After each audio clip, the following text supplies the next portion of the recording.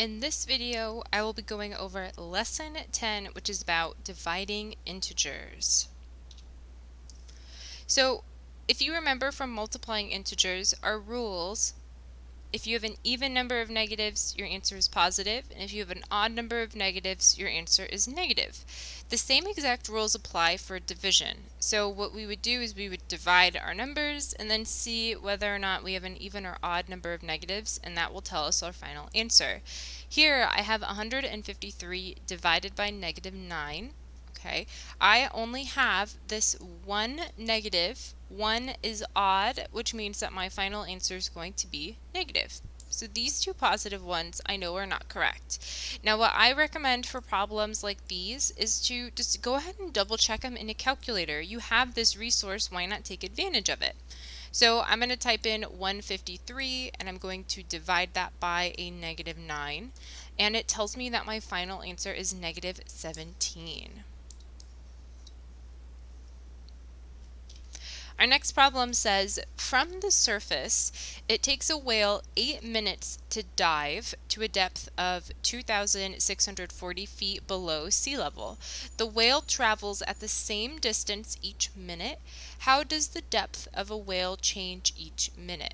Which choice shows the correct quotient and the answer? Okay, so first of all, think about that.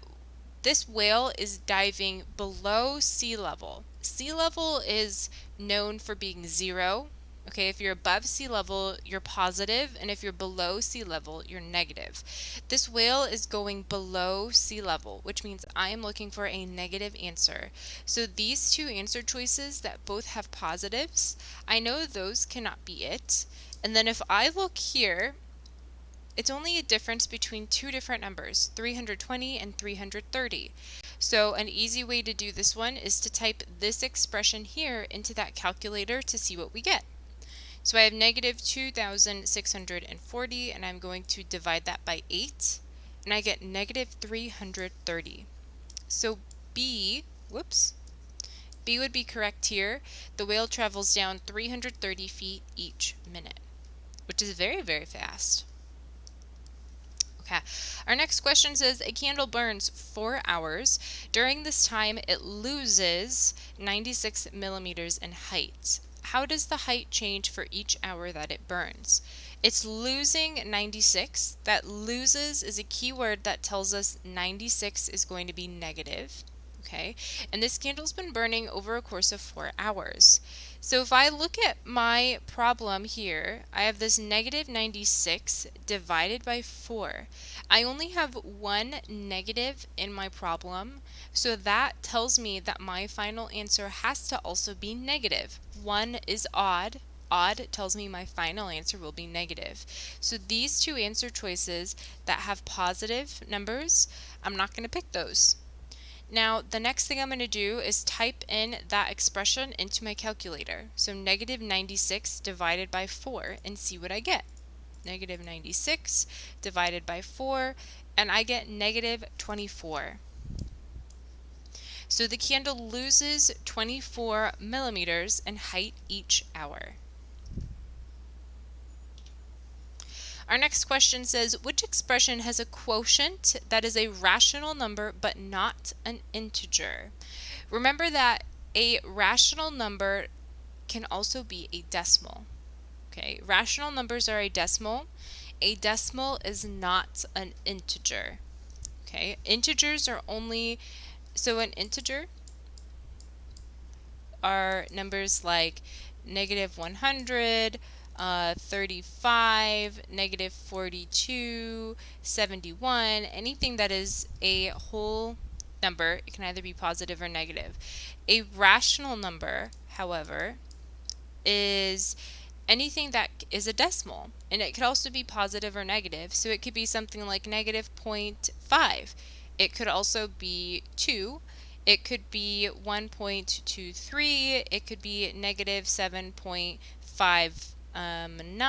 Anything that's a decimal, whether it's positive or negative, is a rational number. So here I am looking for something that is a decimal because I want it to be a rational number. And to do this, one of the ways you could do it is type in each one of these into a calculator. If you can't see that what these reduce to right off the bat, just double check them in a calculator. The first one I have is negative 4 over 1.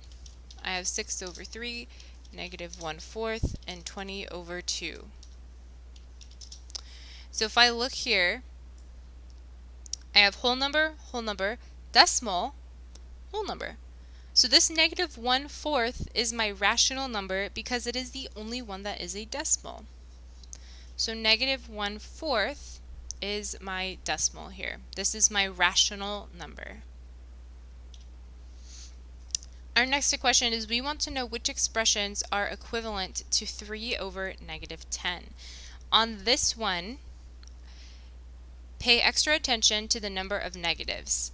In my original one, I only have one. Right? I have one negative. This is an odd number, which means that my final answer is going to be negative. What I am looking for in all of these answer choices that are given to me on the side is I want to know which ones are going to be negative. If it's negative and it's the same exact fraction with 3 in the numerator or on top and 10 in the denominator or on bottom, that is going to be equivalent. This first one, A, there are no negatives here, so this one is not going to be equivalent. On B, my negative is in my numerator, right? This counts because I only have one negative, which means my answer will be positive. On C, this one looks the same. I believe it's actually supposed to look like this. Negative 3 over 10, where the negative is in front. This one is also equivalent because I only have one negative. Do not be fooled by D. Look at the order of the numbers in my fraction. On D, 10 is up top and 3 is on bottom. That is not the same as this. And on E, I have 2 negatives. 2 is even, which means it's going to be positive. So it's also not E. On this one, you may also type this into a calculator. Type in your original expression here. Type in all of these and see which ones are exactly the same, numbers and negative signs and all. Our next question says that Kevin is playing a video game. If his character gets negative 64 damage points and the game ends, as Kevin plays, his character gains negative 2.5 damage points in every level. Which expression correctly describes the number of levels Kevin can complete before the game ends?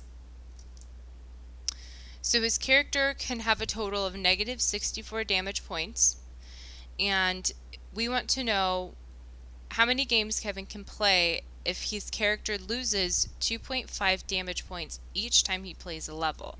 Okay? Which expression correctly describes the total number of levels Kevin can complete? Notice how both the 64 and the 2.5 both have negatives in my problem, right? So when I am choosing an answer, I want to make sure that both my 64 and my 2.5 also have negative signs. And here it is B. You can also kind of think about this from a different point of view. If I were to have negative 64 over 2.5, okay, and let's just type this into a calculator just to see what we get. When I type this in, I get negative 25.6. This means that Kevin can play negative 25 games. Well, that doesn't really make sense, right? Because you can't play a negative amount of games. That's not how that works. So this doesn't make sense. And if you notice, all these other answer choices are also going to be negative. So this answer here, B, is really the only logical one that makes sense because this is what's going to give us a positive answer.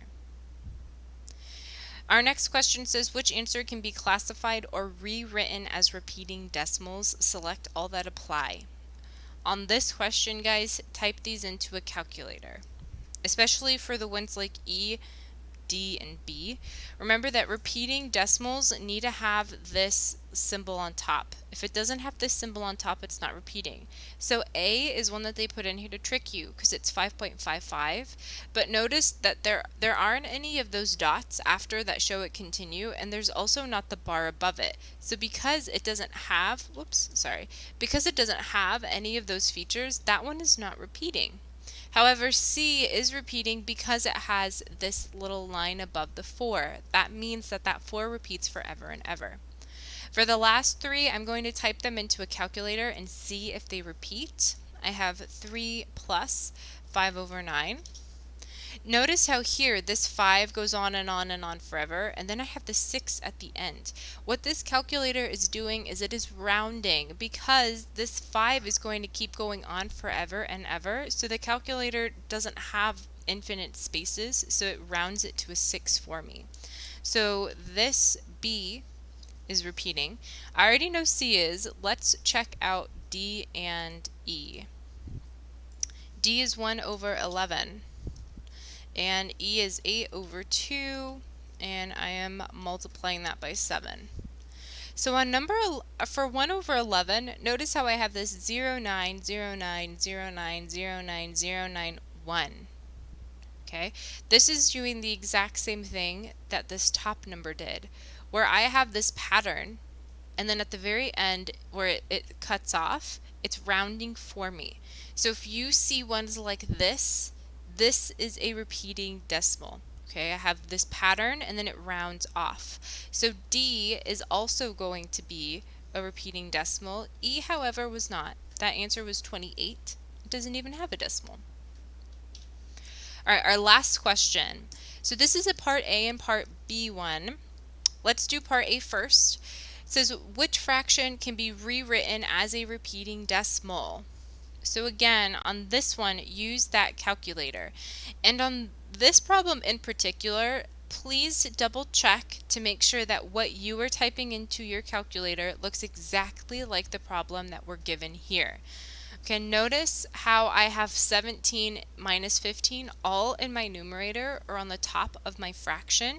So because of that, I'm going to hit this fraction button on the side over here first, and then I can type in that 17 minus 15 all up top and put that over 17. And if I look, this decimal looks like it goes on, but there's no pattern, right? It's not repeating, so that's not one we want to pick. I'm going to hit my fraction button again, do 6 times 13, put that over 100. That fraction is just 0.78. That fraction ends, so that is not one I want. Let's try 3 over 11. Ooh, 3 over 11 looks pretty promising, right? I have a pattern there. It's definitely repeating. 0.27272727 forever. So this 3 over 11 is our repeating decimal, and it was repeating the numbers 2, 7. So 3 over 11 is my repeating decimal, and 0.27 is what the decimal is repeating itself. Sorry, 3 over 11 is my repeating fraction, and 0.27 is the decimal that will keep repeating. So again, please utilize the calculator for this lesson. It'll make it so much faster and a ton easier for you, I promise. But that is all that I have for lesson 10. If you have other questions, please let me know. Feel free to send me an email or a message. Have a wonderful rest of your day.